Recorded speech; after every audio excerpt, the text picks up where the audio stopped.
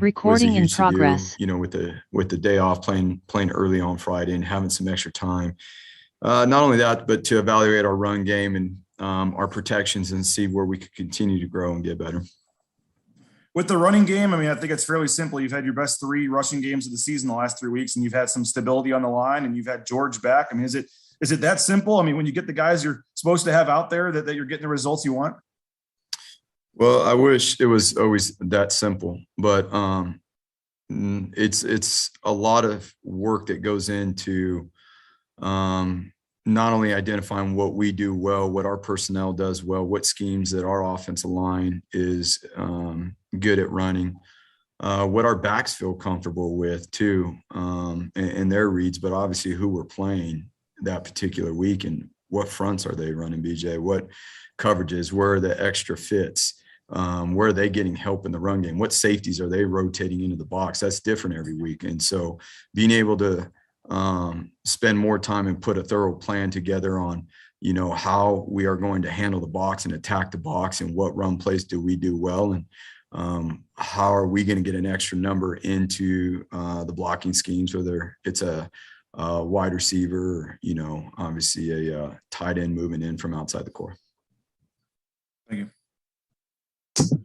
Hey, Coach, it's senior night this weekend. You guys are going to honor 24 seniors, especially as a first-time head coach. What has this senior class meant to you? They've been awesome, and especially, as we made tremendous growth here in the last month or so, and as we continue to do so, they've been a big, big piece of that. Our leadership group, not only the seniors that are in the leadership group, but all the seniors in general.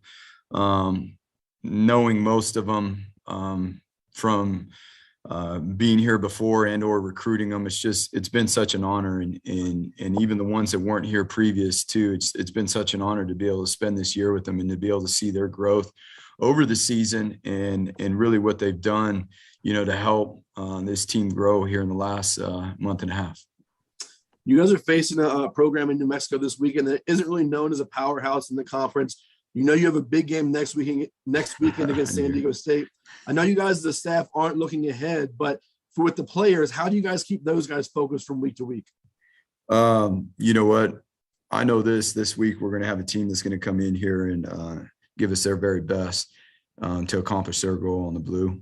They've got coaches that are extremely, extremely good at what they do and very well admired, throughout this game. And so our focus is always on the task at hand and what we're doing to grow.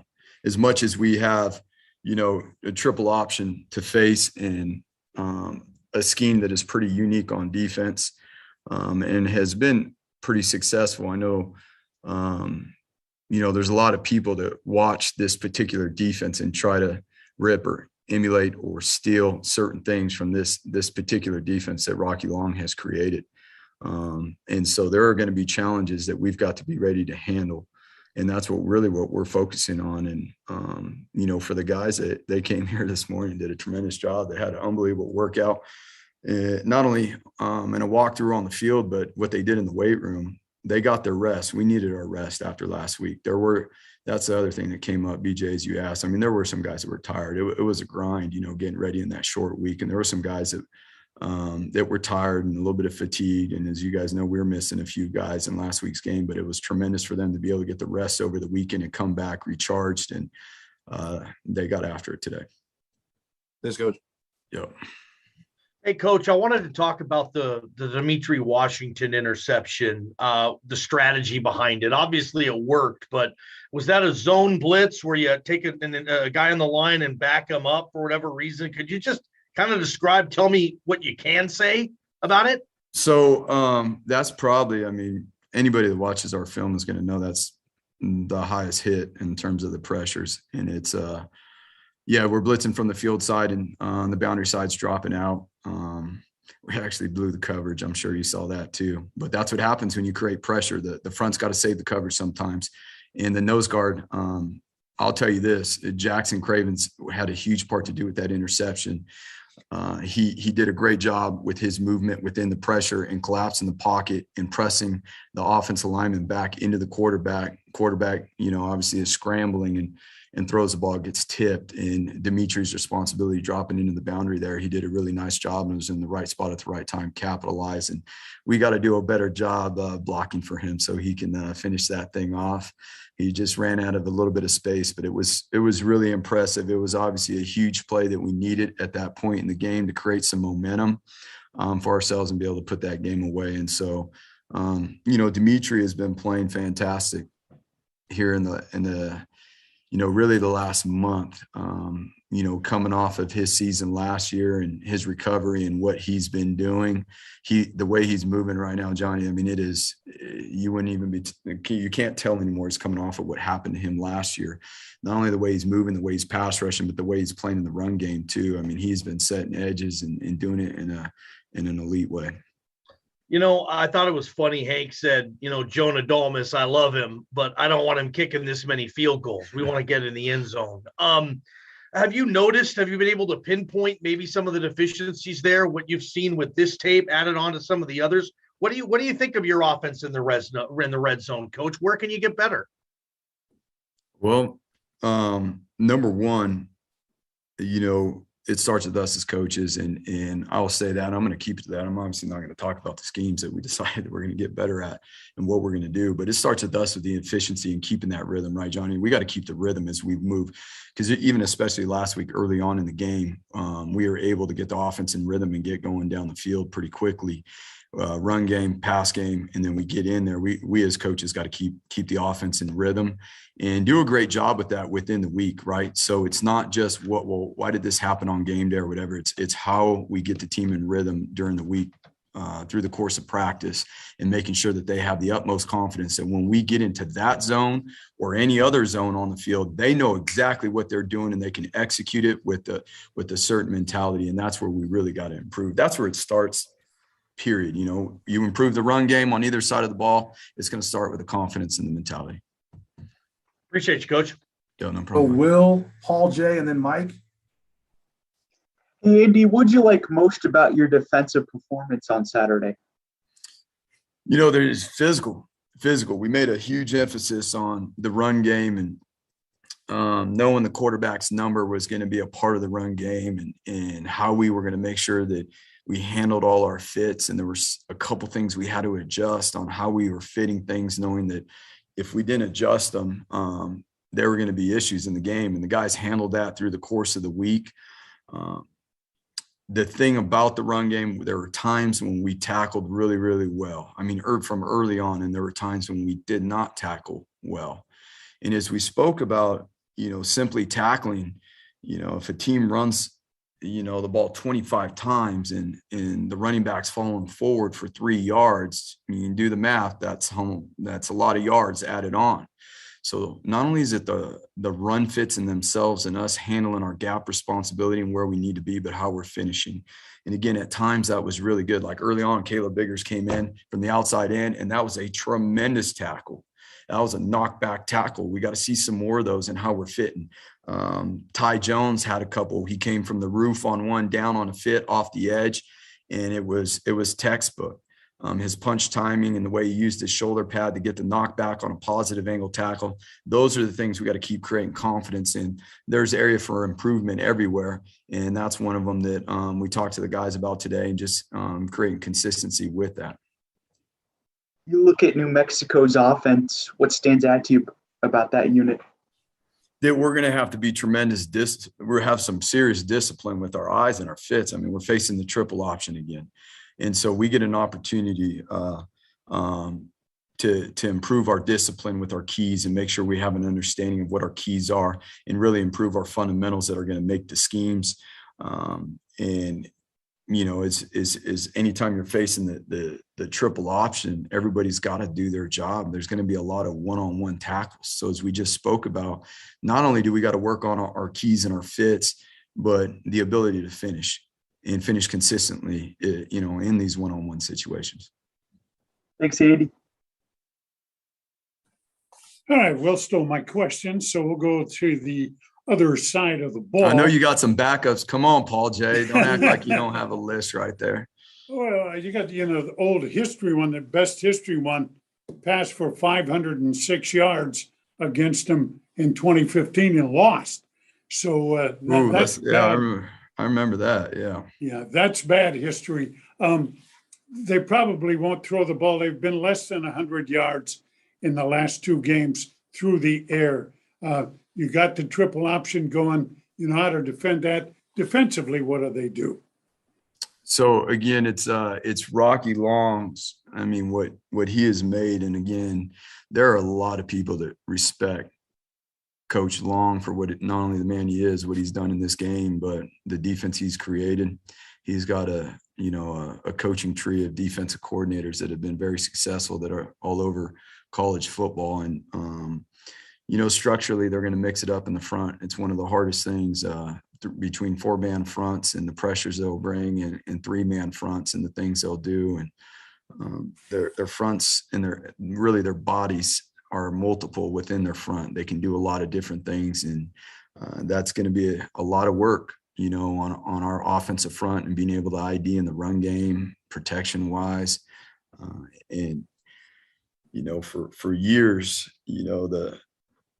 the thing that is difficult too, that comes with that is it's difficult to tell. They do a great job hiding what coverages they're in the pre-snap. It's very difficult to tell whether they're playing cover 4 or some form of a post defense. Your quarterback has not thrown an interception in several games in a row now. What's the difference? Is he gambling less? Are you blocking better? What's keyed that? Well, I just knocked a couple times on this table right here, so I feel safe to answer the question now. You know what? He's just been. Again, it always comes down to taking what is the defense giving you? He's got to have time too, right? Working as a whole team, and the O-line being able to protect him, the tight ends, the tailbacks, all that, and working his progression, staying on time, taking what the defense gives him is what he's done a much better job of. And we did get put behind the sticks a few times last week, Paul J. We are in some longer down situations, not ideal, and we were able to convert those because the O-line protected, and he did a nice job staying through the progression. Thanks, Coach. Andy, I missed the first couple of questions, so if this was asked, I apologize. But taking points off the board, you've done that twice now. And in the golden rule of coaching, that's probably a no-no, but it's also a feel thing. How do you approach that? And knock on wood, you're pretty dang successful at it so far. Yeah, there's no doubt.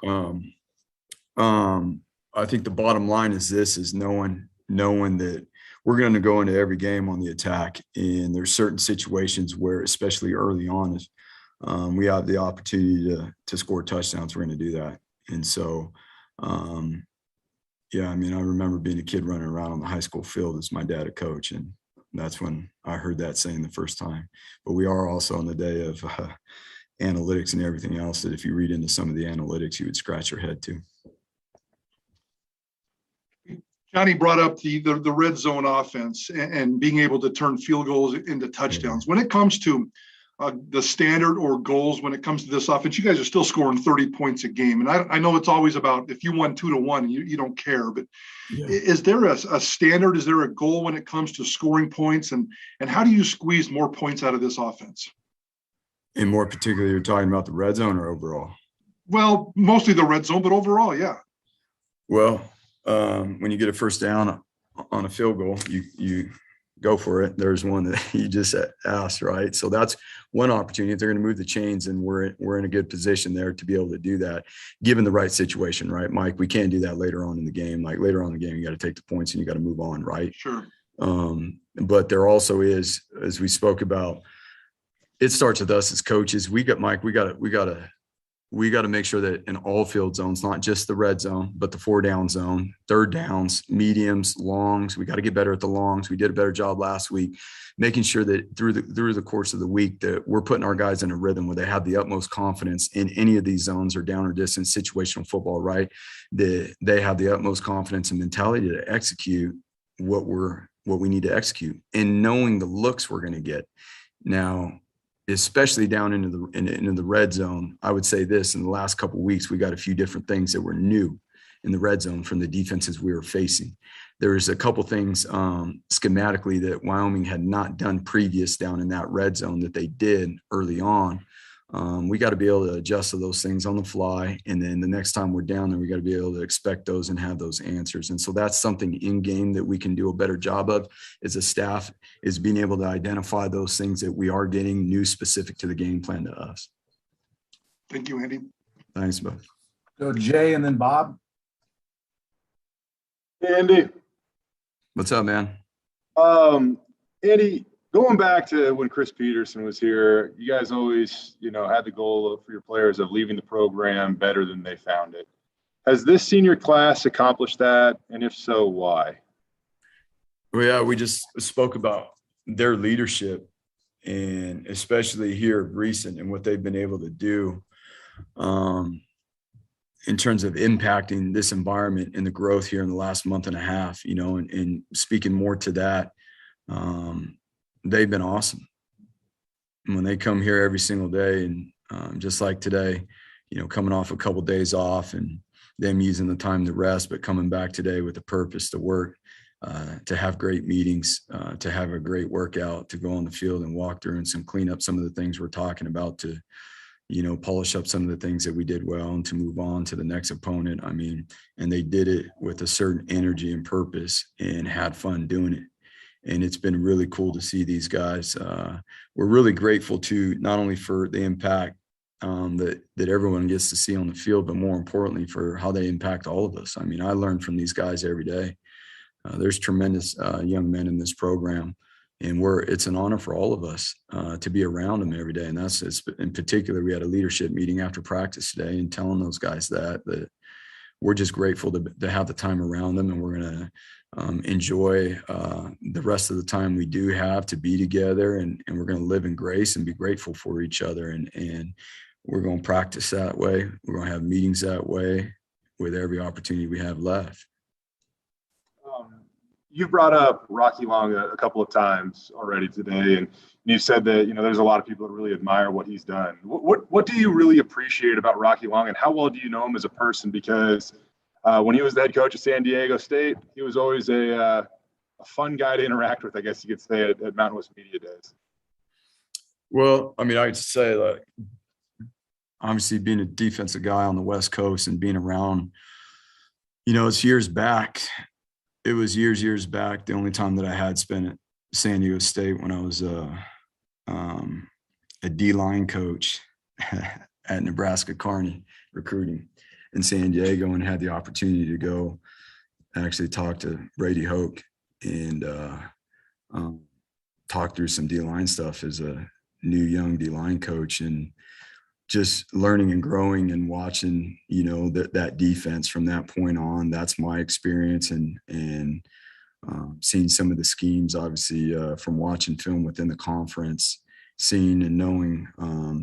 I know a lot of the disciples a lot better than I know Coach Long, and I've spent a lot more time with a lot of the guys that have come from his coaching tree, whether it be out on the recruiting trails and again, having the utmost respect for each other. So having great conversations about different things. And they've done a tremendous job. Coach, when you mentioned that New Mexico runs the option, what is different? What is similar to Air Force's? It seems like not all options are the same. So what are their strengths and what are we going to see? Yeah, so it's triple option numbers, right? But it's done out of the gun and the pistol, opposed to Air Force being under center, and that is the biggest difference. The formations are obviously slightly different, but all the numbers are the same. The blocking schemes up front, the triple out of the any of the gun sets or the pistol are more zone-based schemes, opposed to old school veer, dive, etc. And when you have a kicker that has been so good like Jonah Dalmas, does he change, when you get, say, in across the 45 or the 40 heading in, does he change what an offense would do when you have a kicker that's that successful? Yeah, I mean, there's, depending on the situation, where we're at in the game, what quarter it is, obviously what the score is and things like that, it allows us to be a little bit more aggressive in certain situations. he's been tremendous, obviously, this year. And, you know, at the end of the day, is, you know, as much as anybody likes it or doesn't like it, the goal is to make sure that every possession ends in a kick. And so, you know, what that looks like, you know, if Jonah's on the field and we're putting points on the board, then we're moving forward. Thank you. Let's go to BJ for a follow-up. Coach, just kind of big picture, when you're 10 games in and you have all the film on the opponent when they've played 9-10 games and they've seen you play 9-10 games, how much, you know, do you know what the team's going to do? And it's just, you know, the better team in terms of actually stopping and executing. And I mean, the unknown factor at this point in the season probably isn't as much as maybe earlier in the season. I mean, how many new plays do you have, I guess, that you haven't run before? Is it just kind of, they know what we're going to do, we know what they're going to do, and let's see who does it better? Or how does it change this late in the season? Yeah, it's kind of a double-edged sword that way, because there is so much film, right? And they have the availability to do this, that, and another. And really, it's formationally. You're right. I mean, every team's, they got their certain plays at this point in the year, but in more particular on offense, how they keep changing it up formationally. And that's going to be the biggest thing, you know, as we go down the stretch here, in particular this week. And it was the same case last week, is what formations does an offense feel like they have an advantage using? And then obviously, you know, the plays that they're capable of running, whether it be in the run game or the pass game, but it takes tremendous work because there are so many shifts and motions that have gone into this year, and being diligent and trying to cover the map on all those things with the time you have. So again, it's a double-edged sword of making sure that you're covering yourself on all the things and, you know, trying to do your very best too, to not only cover what they have done specific to on their film, but the things too that they're going to go back and watch from what we've done against certain teams like Air Force, and that we needed to be better at. So it's not just their film, it's us knowing what film they're going to watch and what they're going to try to obviously reproduce within their offense. Last question goes to Jay Tust. Yeah, Andy, you know, this is the final home game on the blue this year. And I mean, you've been here before, you're back now. When it comes to the game day atmosphere at Albertson Stadium, I know that you probably don't get a chance to you know, pay attention to some of the specifics or maybe new things, but is there anything that you've noticed? And it could be as simple as the intent and desire to really improve the game day atmosphere from, you know, Jeremiah Dickey on down. Yeah, there's no question that there's been a huge push, and that is exciting that our leadership, you know, wants to create the best possible game day atmosphere, not only for the student athletes in the department, but obviously the fans and the whole experience. And in doing so too, like let's just, you know, giving them credit for the things that they have done and the new things that are going on in a time when it's very difficult for people to find workers. I mean, there's restaurants struggling that can't be open the hours that they wish. There's kitchens that don't have the staffing. Like let's we're never going to make excuses, but let's not make a mistake that our leadership is working through all that stuff too on every single game day and what they're doing. And I'll be honest with you, there's people coming out of you know, our athletic department that are showing up and doing things that we need help with on game day because there's a lack of staffing in every industry right now. And so we're very proud of how hard everybody has been working together. We're very proud. We appreciate Bronco Nation showing up and showing out like they did the other night. It was cool with the blackout. That was awesome. And look forward to, you know, seeing them come and support our seniors here on senior night coming up this weekend and to support the whole team. And as you said, it being the last opportunity for us this year. And we look forward to seeing them and it being the loudest atmosphere we've had thus far this season. And there will be some things too that we've are even working to improve for this last opportunity at home in the pregame and what that atmosphere and that environment looks like. So we'd invite everyone out to come out and, you know, even get in the stadium a little bit earlier because it is senior night. And that's what I'll leave it at for that. I appreciate it. Thanks a lot. Good luck. Good luck against the Lobos. Thank you guys. Have a good week. We'll see y'all. Thanks, Andy. Recording stopped.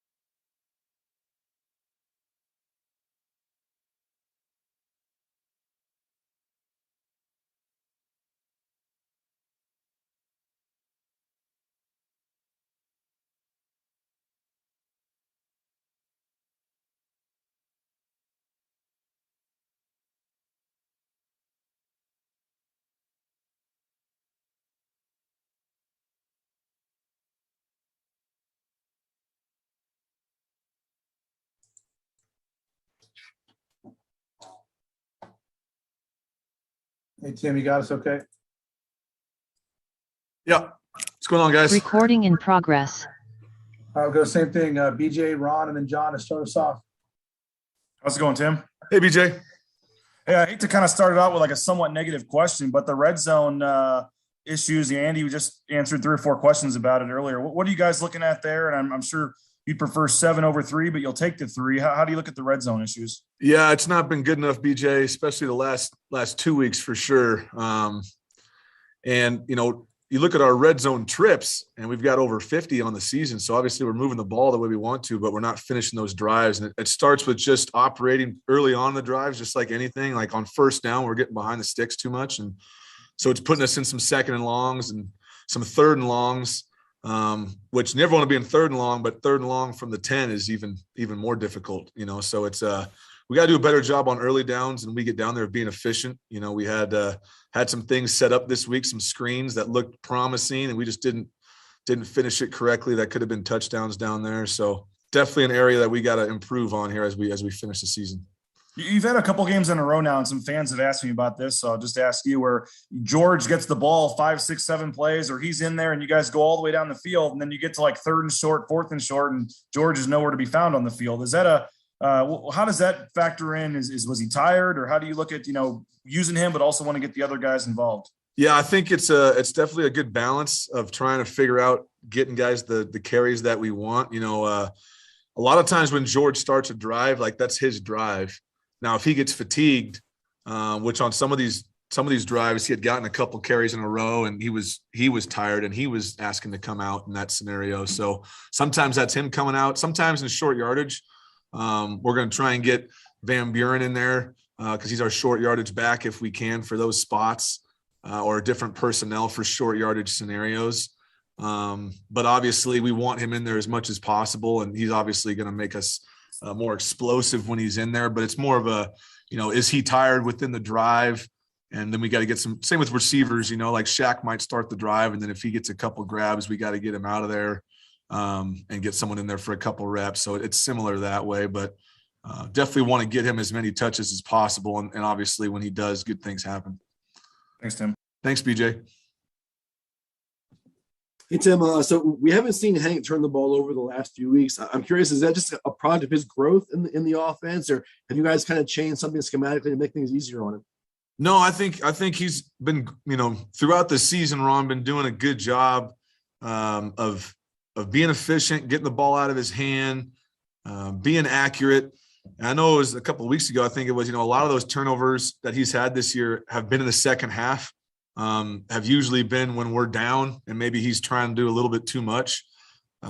So, you know, don't want to go too much into that, but I think that what he's starting to learn is just how to manage the football game, how his role goes far beyond just the pass game, managing the run game, managing the RPOs, managing protection, and how, you know, with our defense playing the way they're playing right now, if we don't turn the ball over and put them in a bad spot, it's going to be tough to move the football against those guys. And so I think he's taking a lot of pride in that. Hopefully not just him, but our ball carriers having good ball security. You know, after the Nevada game where we had some balls on the ground, I think it was all of us looking at each other like, hey, we got to make sure this is a priority, that we don't have balls on the ground and we're putting things at risk. I think our whole group offensively has been doing a lot better with that. Andy called Rocky Long's defense pretty unique. What makes it so unique? He is one of the more, in my opinion, you know, maybe in the history of college football, I think one of the most talented minds we've ever had. Gone against him a couple of times, playing up when I was in the FCS teams, playing up when he was at San Diego State. And, you know, there's a lot of times there's logical world to scheme where the defensive structure is going to fit perfectly within, like, this gap is fit by this player versus this front. And, you know, he was one of the first guys to go into what's called a 3-3-5 defense, where they couldn't recruit the guys where he was at to get the big D linemen. So he was going to cause a lot of more issues where he's moving guys around. And so the structure of it doesn't make sense logically sometimes to the quarterback or to the offensive line, because there's so much movement going on that it's not the normal targeting or the normal coverages that you're going to see. So what he's done is created a defense that for them is very simple, but for the offense is very chaotic. And that's what leads to all the pressures and negative plays that he's had over the years. So he is a tremendous coach and has proven it for a long time. So we have our hands full this week for sure. Thanks, Coach. Thanks, Ron. Hey, Coach.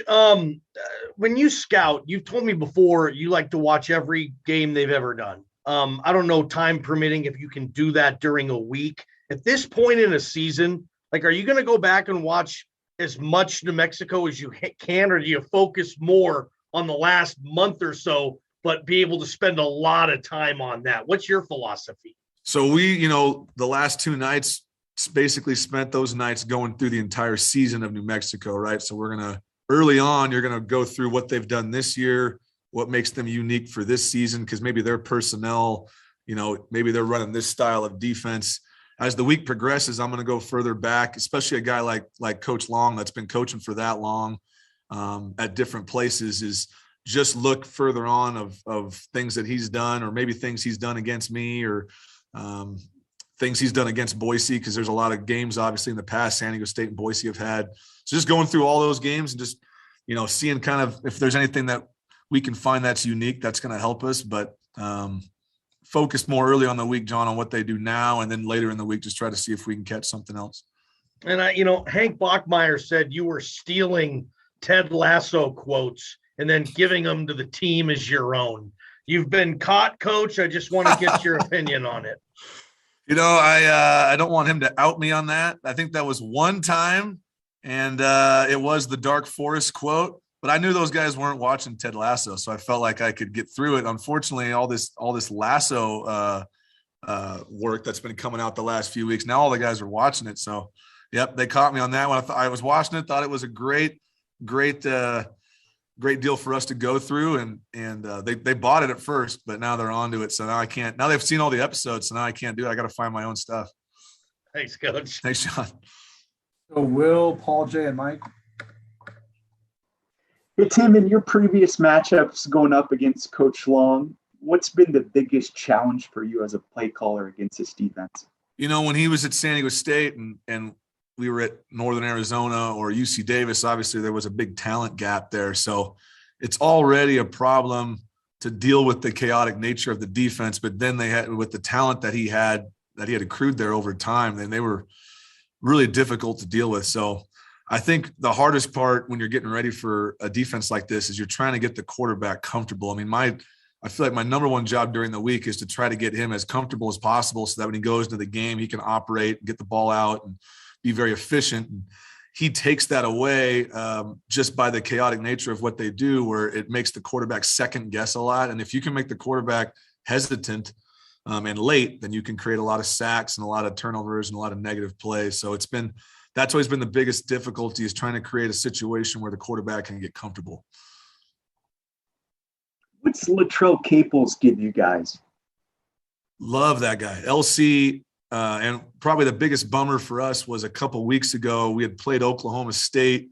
He had made a catch or two, I think, was starting to really come along, and then had this freak deal at practice where he kind of messed up his thumb in a one-on-one drill and had to get surgery. And that guy is a very explosive, unique player. We really feel like he's the future of that room. As a guy like Shaq starts to move out, we really feel like a guy like Latrell is going to step in and become the leader of that room. He's got a great work ethic about him, a quiet, unassuming guy, but very detailed in what he wants to do, very explosive. I'm excited to see him continue to get healthy and continue to grow within the offense. To get a couple balls last week was important for us to get him involved. So looking forward to him keep growing as the last few weeks go here. Thanks, Tim. Thanks, Will.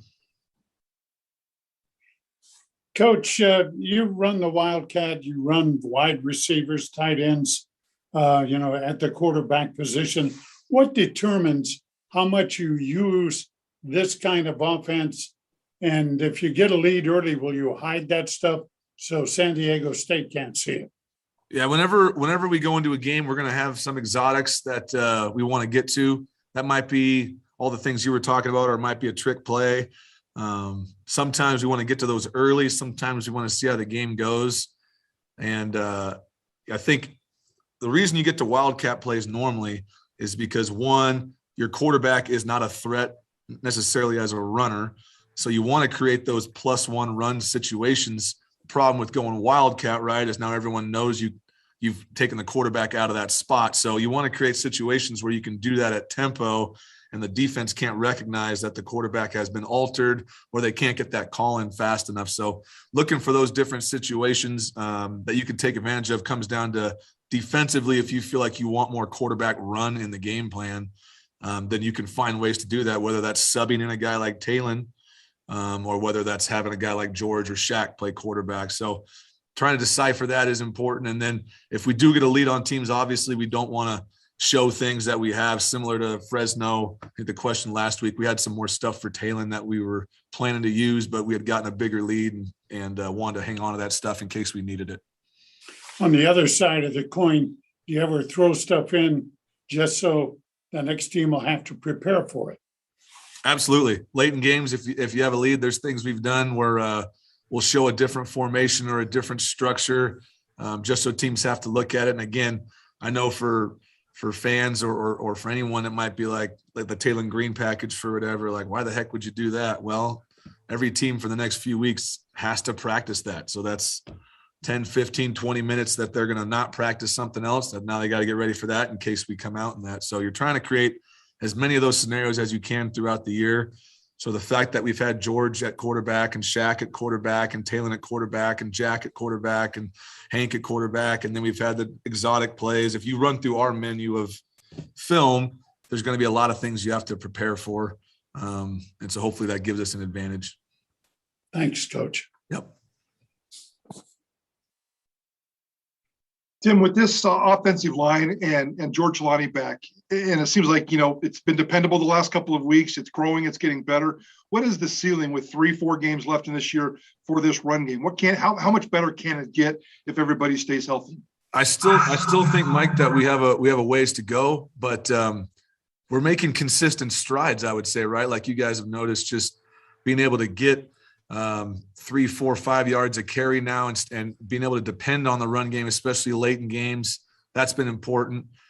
I think what I'd like to see the last few weeks is us try to get more explosive runs, Mike. Right now we're doing a better job of avoiding the negative runs and having positive run yards, but we're not getting enough explosive plays. So, the game the other night, for example, we only got 10 possessions.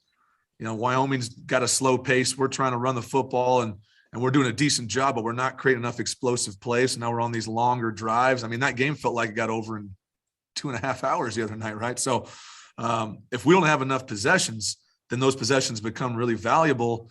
We scored on 5 of the 10 possessions, which that's a good percentage. But like you guys are saying, we're settling for field goals. And so now that score becomes where we can't get ahead of a team enough to keep them out of the game. So if we're going to run the football efficiently, that's great. Now we got to get more explosive runs so that we can get those explosive plays. So we're not trying to do these long drives, and maybe that gets us another 2-3 possessions in the game that can help us get that point total to go up. Talking to Andy, he mentioned that Andrew Van Buren has become the go-to guy for touchdowns in the red zone, and the stats obviously point that out. This is kind of a tongue-in-cheek question, but how much do you have to play the touchdown game in terms of, Cobbs has more touchdowns than Shaq, and I'm sure Shaq wants more touchdowns. Everybody wants more touchdowns. George wants more touchdowns. Strategy in winning a football game comes first, but behind the scenes, it's important for these guys to score touchdowns. How do you balance that?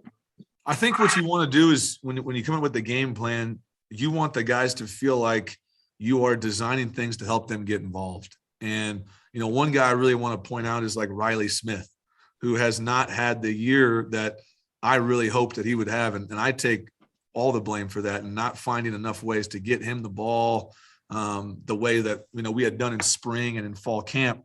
And he's had a great attitude about it. And we talk weekly about trying to find ways to get him involved. And so every week we'll have a game plan and we'll say, okay, these 5 to 10 plays, these are the ones that we're trying to get you the ball. If we get in the red zone, this is really a play to try to get you the ball. This is a play to try to get you the ball. And it just may not hit that week, or maybe we don't get in the situation to call that specific play. You just want the guys to know that you're thinking about them, that you're trying to design things for everybody. And I want everyone to get as involved as possible. The cool thing about a guy like Andrew is, early on when the season started, we took him aside and said, listen, we got George, we got Cyrus, we got you, we got some talented backs. Here's a role that we feel like you could have. which is not what a tailback wants to hear. He wants to hear, I'm going to get 25 carries in the game. Hey, here's going to be your role. When we need to have a yard, or we need to get yards down the red area, or we need to finish a game, we're going to turn to you. That's going to be your role. You know, can you thrive in that role, or are you going to take it negatively? And all he's done is thrived in that role and take it upon himself to be great in that role. And when he was asked to do more, he did more. That's why he's part of our leadership group for how he's handled that. So I know our guys get really excited for him when he gets to go in there and thrive in that role. And he's been tremendous for us down there. That run he had the other night was awesome. And that really helped us finish that game after Dimitri's turnover. So it was great. Thanks, Mike. Go to Jay for the last couple of questions. Hey, Tim. Hey, Jay. I know that Khalil Shakir has obviously brought a lot to this team. In particular, has brought a lot to your offense. I know that you have a couple more games with him, but also in the spirit of senior day, how much will you miss Khalil Shakir next year? You know, I think the bummer for me is I've only been around him for, a short time. And I know we've grown pretty close over the last year, having a lot of private talks about a lot of different things, not just football. I think I've said it before, as good as he is as a player, it's his humility and integrity that make him an elite person. And those are the guys you miss out on when they leave the program, is you hope that they have impacted enough people around. Maybe, like we talked about Latrell, you hope he impacted Latrell enough to where Latrell saw what made Shaq great. You hope he impacted Eric McAllister or any of these young wideouts that we feel are going to be really good players for us. But wish I could have been around him more than just a year. But I am definitely looking forward to the next few weeks and trying to get him the ball as much as we can and let him thrive and do his thing. And it's fun to watch. I mean, I was shocked when he did not come down with one of those balls the other night. I mean, weren't you guys just like shocked that didn't happen? Because all year, all he's done is make these ridiculous one-handed catches. And he had no business catching either of those balls the other night. And I thought, man, he's going to come down with one of those, So I just think those type of moments are going to be hard to forget. But I'm very thankful to have the time with him. Tim, when it comes to the ground game, you guys have rushed for 160 yards in each of your last 3 wins, and if you crack the century mark this season, you guys are unbeaten. If you go back, years, if Boise State rushes for 160 yards on the blue, they're like 81-1. Why is that like the magic number? It feels like for what you need out of your ground game, for everything else to take care of itself. It's the mentality that I know Andy talks about that has been part of this program for a long time. And, what we were lacking early in the season was a consistent balance of attack that was going to allow us to sustain success. And so even when we come out and throw the football, we're very confident we could go out and throw the ball for 300, 400 yards a week if we wanted to. But what you would lack in that scenario is the mentality to be able to finish games and win those games at the end. And you think about some of the games we lost early in the year, those close games. I think some of that has to do with the fact that we weren't committed to it and didn't have the guys intact, so many injuries and so many things moving around where we couldn't get consistent enough attack in the ground to where we could wear teams out. So late in the games, we could do what we've done the last few weeks, which is go on these 7-8 minute drives in the fourth quarter to put teams away. So it's like a boxing match. It's if you come out throwing haymakers early, you might knock him out, but you also might wear yourself out and not be able to sustain the attack. If you can come out and have a consistent attack that lands body punches and you can add those up as the fight goes, then the fighters can wear out as the games are over. So I think that's the mentality that resembles our head coach and resembles the teams that have been here for a long time. I think as our O-line gets more consistent, as Mike was saying, as we've been healthy the last few weeks and getting George back and getting guys healthy, we've been able to be better there, and we've been more committed to it. So that's something we need to continue to do going forward, but we've got to get more explosive plays. We've got to get a higher point total on the scoreboard so that these games aren't in the 20s. We've got to get a number that makes it more difficult for our opponents to contend with. Tim, appreciate it. By the way, Hank says that his mustache is better than yours. Hank's mustache is awful, and I'm sure you guys agree. It is a sign of a young man that needs to grow a little more. You know what I mean? Like we just need to get some more facial hair going there. But I appreciate his commitment to what we're trying to do here. There's like more people jumping on board every week. I haven't seen any of you jump on board, which that's fine, but I see more people jumping on board every week. So we'll see. We'll keep this train going. All right, Tim, appreciate the time this week. Thanks very much. Appreciate you guys. Have a great week. Recording stopped.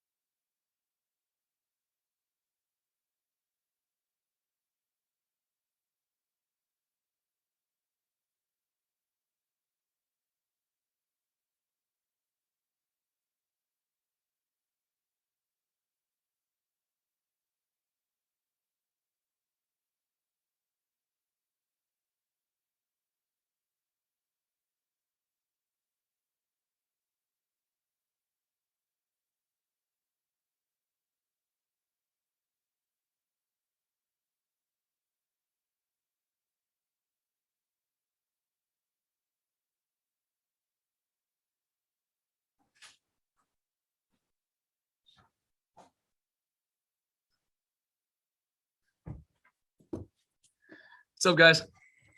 Hey, Spence. Recording in progress. All right, BJ, Ron, and John. How's it going, Spencer? What's up, BJ? Congrats, man.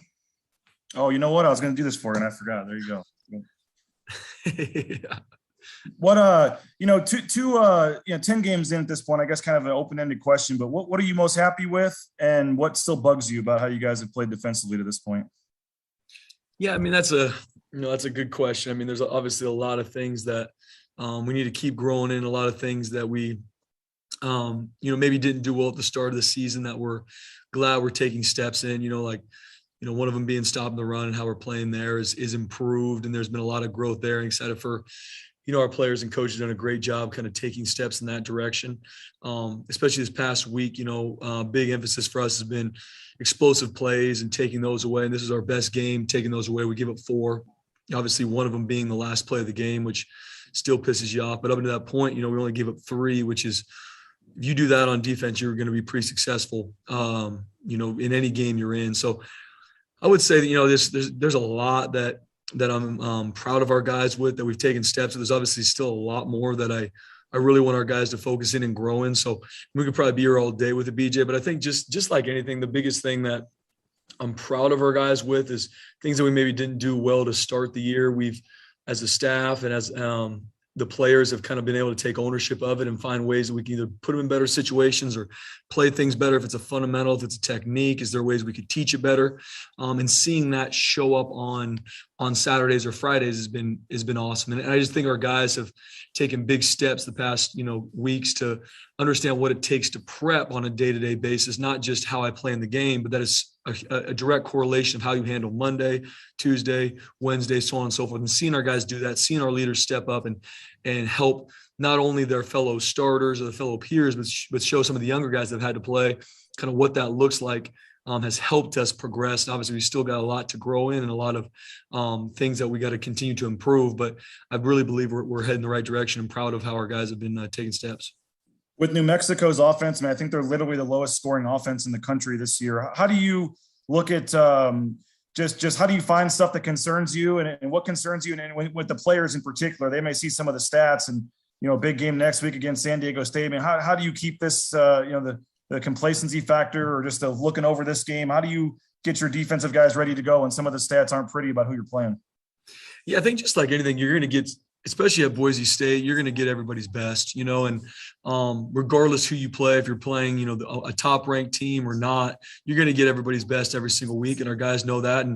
And New Mexico, they got some really, tough schemes that they'll throw at you from different ways. They run triple option to different sets, and they've got athletes. Obviously things haven't gone their way in certain situations, but they definitely have the firepower and the schemes to make it tough on a defense. And our guys, we went through it today with them, and we're going to be working on it all week. It's definitely a game from our staff and our players that we know how important this is. And we're going to treat it just like we would any game. That's all we care about. And we're going to go 1-0 today on Monday and tomorrow on Tuesday. But, our players can watch the film and can tell that these guys can create problems for us if we don't do our job. And hats off to their staff. I think they're very well coached and they've taken steps throughout the year, just like we have. And so it's going to be a good matchup on Saturday that our guys are excited for.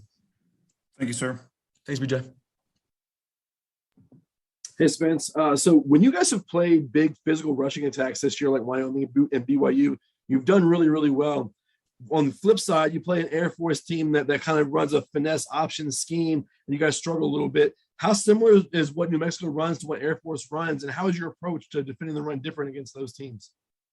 No, good question, Ron. I mean, obviously there are some similarities in regards to Air Force and how they run triple option in New Mexico. New Mexico will get in a lot of different sets than Air Force will, doing the triple from the gun, more zone triple schemes and some of the true veer dive, but similar fits. And there's a lot of things that we can pull on from Air Force, and obviously things that we didn't do well in the Air Force game. We're counting on New Mexico coming and trying to attack us at. So we got to get those things fixed. And then obviously just have a plan of attack to handle what they do. And they're, like I said, my hat's off to their offensive staff and as well as their players, because they put you in a lot of different conflicts. If it's by sets, by motions, by just being able to identify who's who in a certain play. So we're going to, have to use a lot of our bones that we use just in how we play triple option. And there are going to be similarities between Air Force and New Mexico. There's also some differences that are going to be new for our guys, and we got to obviously work on and correct throughout the week of practice. Tyreek Jones has been really active in coming down and defending the run, especially in recent weeks. Is that something that you guys focused on him to kind of improve in his game? And where have you seen his game grow the most over the past year? Yeah, first and foremost, where I've seen Tyreek Jones grow is just how he handles everything, even outside of football and on the practice field or the game field. I mean, he's become one of the biggest leaders on our defense, and that's vocally or just by doing the right things. And people can look at him and see, okay, if Tyreek Jones does that, then maybe I should do it too, because it's showing up for him on game day. I'd say that's the first thing that's been cool to see him grow in, and then just how he preps from a week-to-week basis. From day-to-day basis, and how he kind of can go through an opponent, what he's got to look for, where his eyes got to be. And then, him and Kekala Kaniho have done a huge role in helping grow some of the younger guys in our secondary by either getting them in the meeting rooms or getting them as walkthroughs just by their position and them leading it. And so seeing him grow in not only his personal play on the field, but seeing him grow as a leader and how he handles Monday to game, it's just been really awesome to see. And I honestly think he's going to continue to grow. And he's got that mentality where he's humble and hungry and wants to continue to take steps. And he's played at a high level. And I think he played really well this past Friday night. But there's still some things he needs to clean up, just like everybody else on our defense. And he's excited to do that. And he's more passionate to grow and improve. And that's a big step for him. And it's just been cool to see him kind of step in that role as not only a vocal leader, a guy that some of our players look to, but also a guy that shows up on game day. And he's done a great job, and excited to see him continue to take steps. Thanks, Spence. Thanks, Ron. Hey, Coach, how much do you have to change possibly your philosophies based on your opponent's scheme? For example, New Mexico, there might be things that you've been doing each week defensively since the Air Force game that you still want to do, but maybe you can't do it because maybe New Mexico doesn't play into that. How do you find the rub there? Yeah, no, good question. I mean, just like anything, to answer your question, John, our defense, our package has different schemes to attack the certain offense we're playing. We're playing a spread RPO team. We're going to have certain calls that we carry that week. We're playing a pro style team, a Wyoming, a Colorado State. We're going to have certain calls that we carry and use that week. Similar to a New Mexico or Air Force, you have certain calls or schemes that you have to combat what they're trying to do on offense. And then you obviously make tweaks that you need to each week. And then you have certain switch ups that you haven't shown on film that you're going to essentially unveil on game day that are going to keep them off balance. But you have your package, you have things that you use to attack the certain offenses that you're seeing. And then you tweak it week to week by who you're playing, who they have. If there's a certain player that an offense has that we have to deal with, and we can make little tweaks to whatever scheme it might be. And so you have your schemes that attack these certain offenses that we see in our conference. Obviously we see everything from spread to pro style to triple. So it's a blessing for us that we are able to have these things kind of in place. And then it's, as a staff, we go through and see, how do our schemes fit this week, and what tweaks do we need to make so that our players can operate and play fast and play with good fundamentals and technique. As far as facing an offense with the tempo offenses say, well, we want to keep the tempo. We want to get that defense tired. Why is it always assumed in football that the defense gets tired and the offense doesn't? I mean, the offense is the one with 5 dudes that weigh 320 pounds or more. You don't have one of those guys. Why is that the assumption in football that the defense tires faster than the O? Yeah, it's a good question, John. I mean, the best way I could answer is just, on offense, a little bit different. They can kind of control it, so if they feel like their guys are getting tired, they can kind of pull the reins back. And if they feel like they got an offense reeling, they're going to, turn the speed up. And I really believe more than anything, offenses use tempo to try to bully a defense, where if something's maybe not fitting right, they're going to keep coming to it. Where if something's not going, they can switch in and out of tempos to be able to do what they need to do. But at the end of the day, you're 100% right. And how you train your players to be able to combat either a tempo team or a huddle team is key. And hats off to our strength and conditioning staff. I think our guys have been ready to play with our offense. You can see the tempo they go at, and with our defense being able to see all these multiple schemes. But at the end of the day, I think it just comes down to an offense that is playing with tempo. They know where they need to be. They know, who they're targeting and what the play is. Where on defense, we're reacting to everything we see, which can create more stress for a defense. And that's where offenses can use tempo to try to bully teams into kind of doing what they want them to do, or just not playing the way they should because of the tempo. So I think there's just a couple different reasons. Thanks, Spence. Thanks, John. Go to Will and Mike. Hey, Spence, what did you think of Zeke and Riley's performance on Saturday? Yeah, it was cool to see them continue to grow. Obviously, there's still a lot of things that I want them to continue to grow in, and I keep coming back to that with every single one of our players. But seeing them continue to take steps and get some of the production they've had is exciting to me. And they're not only really good football players for us, but they're great young men, and they're great to be around, and they're leaders on our defense. So I'm going to be intentional with them, as well as our whole staff, just continue to grow them and in things they need to. And I believe their play is going to continue to grow, and it needs to, especially if our defense wants to continue to take the steps we need to. New Mexico's freshman running back Dumas had 143 against Fresno this past weekend. What stands out to you about him? He's a good player. I mean, like I said, they've got athletes across the board, and they find a lot of different ways through schematics, through formations, through motions to put you in conflict. And they have the athletes, the tailbacks especially, that if you're wrong on a fit, I mean, it's going to go. And it might not go the distance, or it might. And I think he's only going to continue to improve. I think he's a great get for New Mexico, and he's going to be a really good running back in our conference, and is right now. And our guys are excited for the challenge. But he's a really good football player, and he understands the schemes with which he plays in. He does a great job executing. Thanks, Spence. Thanks, Will. Spence, we've talked a lot about the last couple of weeks about the offense and in the red zone, trading touchdowns for field goals, blah, blah, blah. You guys on the flip side are so dang good at stopping scores in the red zone, field goals, touchdowns, whatever. How much collaboration is there between staffs trying to figure out what do you do to stop people in the offense? And how much of that is maybe played out on the practice field? Yeah, we practice red zone a ton against each other, Mike. Obviously not as much in season, just because they're going against certain scout looks that they're going to see on Saturdays and Friday nights. Same with us. We're going against more scout teams so that we can see the actual looks we're going to see. But especially in the spring and the fall camp, and obviously even throughout bye week, we do a lot of good on good, where it's, our starters on defense against our starters on offense, showing the different red zone looks. Because at the end of the day, I mean, that's where the game's going to be won and lost. If you can hold an offense to field goals in the red zone, like we've seen kind of throughout this season, you're gonna be in a much better spot than if you give up those touchdowns. You're going to be reeling, and it's going to be tough to win those football games. So just continue to put the emphasis on that for our defense, understanding, obviously, first and foremost, eliminating explosive plays that get you down there. But once you get down there, staying in the fight and keeping that 3-0 mentality, where it doesn't matter if it's on the 1 yard line, the 2-inch line, we have to find a way to make them kick a field goal or take the ball from them, because that's how you're going to win football games. And that's how we collaborate with our special teams and our offense. And a huge piece of us is making sure that we hold teams to 3-0 down there in the red zone. And we do that, we're going to win more times than not. You don't have to have great stats to be a great football player. And J.L. Skinner is obviously a great football player, but his production, I mean, I know he had a couple of big plays against Fresno State, but his production, maybe in the back half of this season, certainly isn't what it was in the first half of this season. What's he doing that's making him still be J.L. Skinner, and where do you want to see more from him? Yeah, just like anything, defense, different than offense. You don't call plays for certain guys to make a catch or make a run.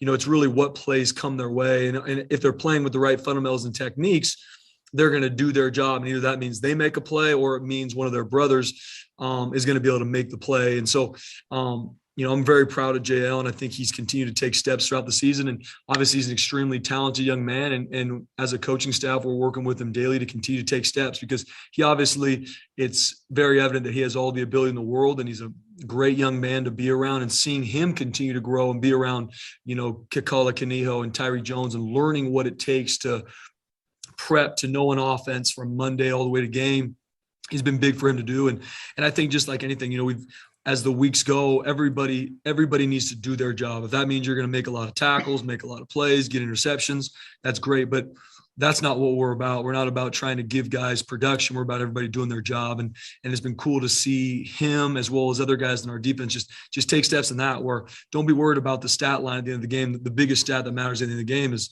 what's the win and loss column. And I think our guys understanding how their piece fits into that is crucial.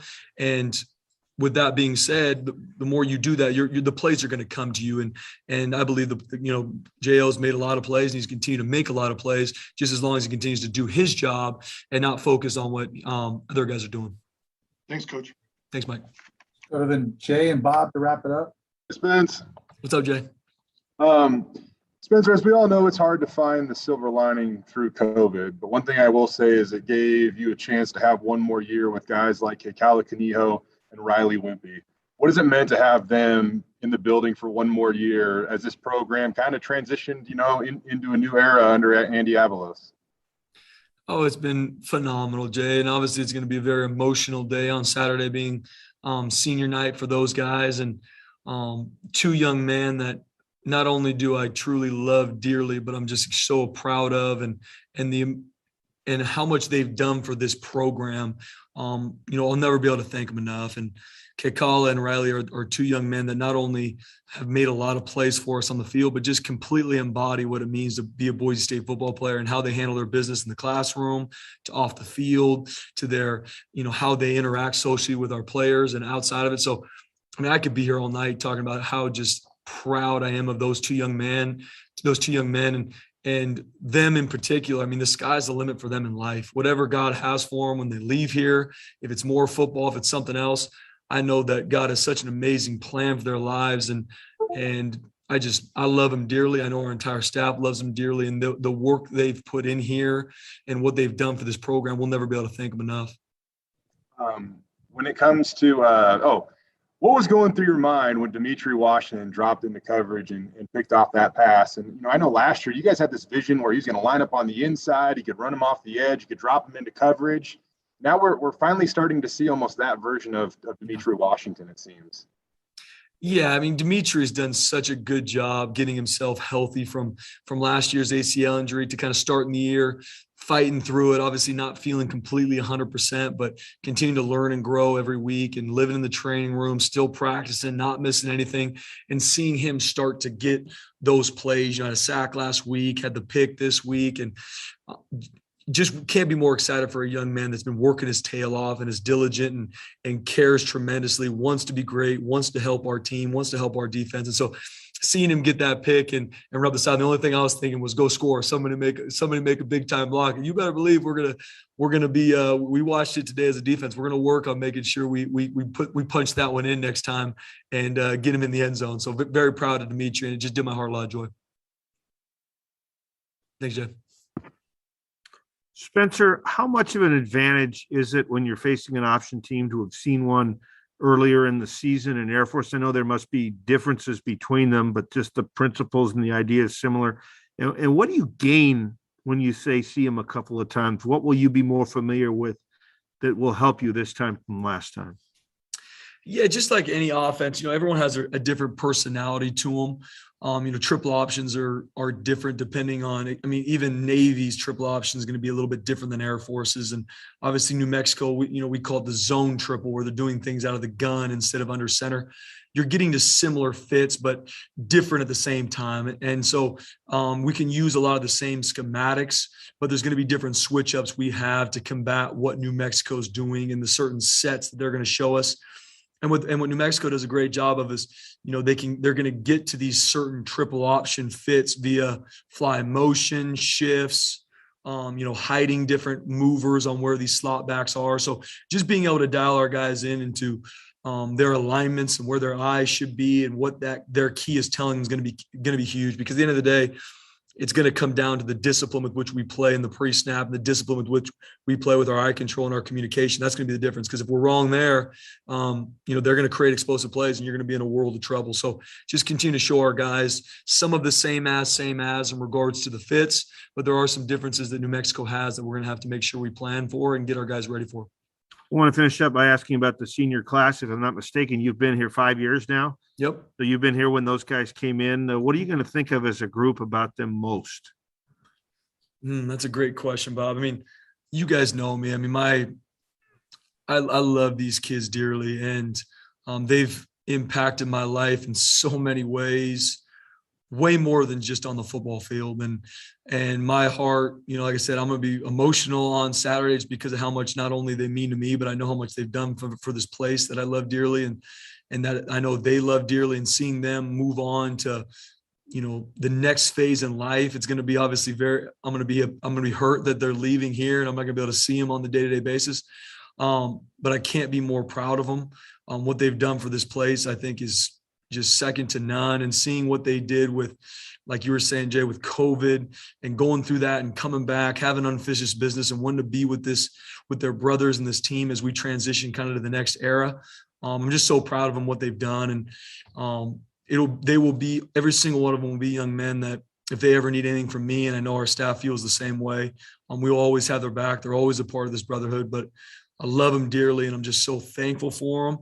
And, I can't say enough good things about these young men. I really believe the best is yet to come for them in the future. And I'm just so excited to see what God has for them next, because they're going to be champions, whatever they do. All right, Spence, appreciate the time. Thanks very much. Appreciate you guys. Have a good one. Thank you. Can I ask one more quick one by chance or no? No, we got to get him out of here. All right, sorry, BJ. Thanks. Recording stopped.